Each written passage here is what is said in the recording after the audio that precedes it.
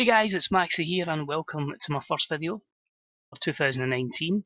It is of course TEW and we are on the road to our next Wrestlemania. It's the first pay-per-view of our long-standing WWE save after last Wrestlemania. And yeah, we're straight into Backlash, heading on to this Raw pay-per-view, heading on to the SmackDown one, which will be Payback.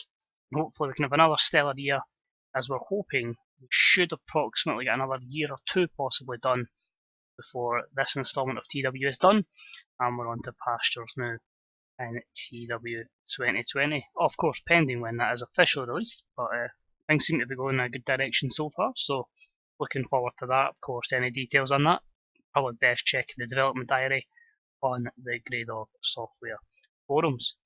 So it's been a wee while, admittedly, since I've done any sort of TEW video. This is why this one's delayed, because I had to obviously track back where it was and get a bit of forward planning going into the next couple of pay-per-views. So hopefully storylines will run a bit smoothly. Fresh ideas, as I say, we've had a really extended break from TEW.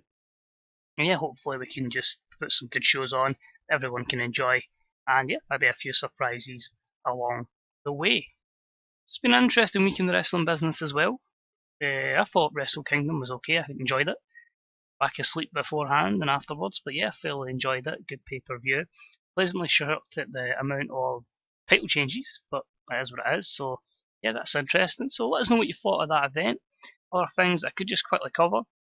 Kenny Omega, what do we think's happening? Will he re-sign with New Japan? Will he go to AEW with the Bucks and Cody, or will he eventually turn up in the WWE? And of course, what is your thoughts on AEW? I'm all for as many, different ways that wrestlers or sports entertainers can make a living and get some more exposure. So yeah, best of luck to them. You know what I mean? I don't want them to kill WWE or any other company, just so it gives everyone another alternative, then it's win-win for everybody. And yeah, more exposure for people as well. And of course, the whole controversy or whatever you want to put it, the whole thing with Priscilla Kelly. For me, I don't have any issue with it. I feel at any angle, if people find it in bad taste, fair enough, but if both competitors agree to it, I don't see an issue with any sort of angle, how vulgar or graphic it may be, as long as the two workers are happy with it. I don't see an issue at all, but everyone's entitled to their opinion. Of course, it's 2019 now. We were all offended in 2018. It looks like that's probably going to carry over to 2019, but hey, if both competitors were happy with it, I don't see an issue. So let's actually kick on to what is on the screen. Of course, this is Backlash. As always, it'll be weekly pay-per-views. This will be the only series, whether it be TW, FM, whatever, that will maintain a strict schedule. That will be every Sunday for every event. If there is another TW show or another one, I doubt it.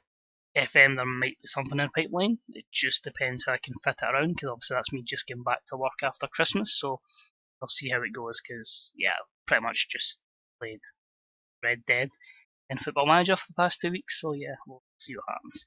So, Backlash Raw pay-per-view, Almadome in San Antonio, Texas, 61,678 in attendance, pretty solid, good income there. As we know, Sami Zayn comes out of WrestleMania as the WWE Champion. Tommaso Ciampa's obviously pissed, he wants his title back, so obviously no brainer, rematch clause. But we're freshening things up. Nakamura's back from Japan. We really want to push him strongly off the bat, so he's in this match as well, so he's hyped up for this Fatal 4-Way main event. He's also apparently the main attraction, most over person in the company, so keep that in mind. And Adam Cole, I feel he's someone we didn't really do justice on SmackDown, so again, someone with this shake-up, of course, that we've had. I probably should have mentioned that. A lot of guys who went Raw and SmackDown, Magnificent 7, obviously got split up, so some are on Raw, some are on SmackDown. Yeah, it'll be interesting to see how things go down. But that's your main event for tonight. Sami Zayn defends the WWE Championship in a Fatal 4-Way plus T8. But of course, with the Superstar shake-up, it's basically just a draft that I do off stream and just move people about. Gives new opportunities, and the first one to get such an opportunity is going to be Matt Riddle. So he was in a decent wrestling bout against Shelton Benjamin. Good wrestling, not a lot of heat. It's just a match to give him some more momentum and overness on a pay-per-view. He wins in 10-15 by pinfall. B80 there. He got the crowd hotter. Both gentlemen had good chemistry together. That lifted the match.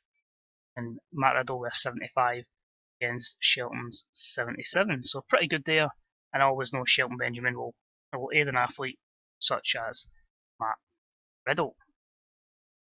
Just a little promo after the match, just saying it's good to be on Raw, it's good to be getting opportunities, and hopefully this can be the Bros' standout year. So it's a B-73. On a real life note, really excited to see what he can do. I don't watch a lot of the indies, but obviously I've heard a lot of things. But yeah, things all seem to be good for Matt Riddle. Bit of a hype video. Basically, it's two hype videos highlighting both guys in this next match. Both are pretty much on set for a push in the new year. Apollo Crews has been picking up a few wins, so he gets a B+84, the former Intercontinental Champion. What will he have this year? As he takes on the draftee from SmackDown, Tatsuya Naito, a B77. Probably went under the radar because I still had him on New Japan commitments, but hopefully big things in the pipeline for Naito. And their match, good wrestling, decent reaction from the crowd as Naito defeats Apollo Crews in 12:30 with a flying splash. So a B81, better performance from Apollo Crews, but he has been on a good run of victories on Raw, and a good way to push Naito. Disappointing that he is declining in physical ability, but it's good to put a true superstar over in the W column. We then have Marcel Barthel hyping up a match with Rusev. Now, Rusev has been drafted to SmackDown. Obviously, that means the championship's on SmackDown. So if Barthel wants to win it, that match is going to take place at Payback in our pay-per-view next week. So he has to go to SmackDown and try and reclaim the second championship for Raw. But in 90, and yeah, just really helped by Paul Heyman. We've explained on the episodes of Raw, Magnificent 7 is no more. He's a real star in this segment. And yeah, just really putting over the fact, that he's just... I don't know how to really put the Marcel Barthel character. It's like he's obviously annoyed he's lost all his lackeys. He still feels self-entitled, but he's pissed off that that championship's gone. So, interesting to see how it go. You'd like to fancy him against Rusev just to give another title back to Raw, but I don't know whether to just change a wee swerve there. But yeah, that's upcoming in next week's episode. Does get a match up, another guy looking for opportunity, Mustafa Ali. Barthel dispatches him in 10:37, B81. Good performance from Barthel, and yeah, he picks up the win over Mustafa Ali. So pretty much the only ones that are left of his stable was Barthel, Switchblade, who is injured, so he's pretty much written out. Walter is still there, and Noam Dar. The rest have all popped over to SmackDown. Next up, we've got a promo from Samoa Joe. His upcoming match with Drew McIntyre, A89. Joe's someone who has had some good victories, but he's here to just make sure he's not going to get lost in the shuffle with all these talented guys on Raw, and he's hoping to put on a good show here. Good matchup against McMahon, who everyone is tipping the world champion IRL, and in this save as well. Matchup itself had great wrestling, good heat. Drew McIntyre picks up the win over Samoa Joe in 21:12 with a Scott drop. A-star 95. We'll just say it was the Claymore, but a good victory for Drew McIntyre. 94th to Samoa Joe's 91, and it's really cementing his place as one of the key guys going forward. Next up, we've got a hype video between Randy Orton and Yasuchika Okada. This one's basically stemming between a guy, basically, you could say icon versus icon, effectively. The icon in New Japan against the icon of WWE. But folk can say whatever, Randy Orton is that kind of thing, and I just feel Orton feels like, who's this guy coming over and taking back in a spotlight. So, B+85. As Randy Orton, of course, over from SmackDown. So he's kind of looking to relaunch himself on Raw as well. As you can tell by his promo, A-star 89 just explaining that effectively, just saying it's cool these guys are coming over for Japan, gives WWE a true global footing. But at the end of the day, man, I've been doing this for Randy Orton, and this will be nearly 20 years approximately. So he's looking to continue to show that he is still one of the top dogs in the WWE. Match itself had great wrestling, good heat. Okada picks up the win in 2015 with a German suplex. Everything's 90, both ratings and that. So Orton's a bit pissed off that he has lost that, but it is a great victory for Okada. After the matchup, to maybe stretch out the storyline, because I say they've only had one match so far, Okada is met by an RKO. So that's an A91 segment there. Next up is the co-main event of the evening, and it was a bout for the WWE World Tag Team titles.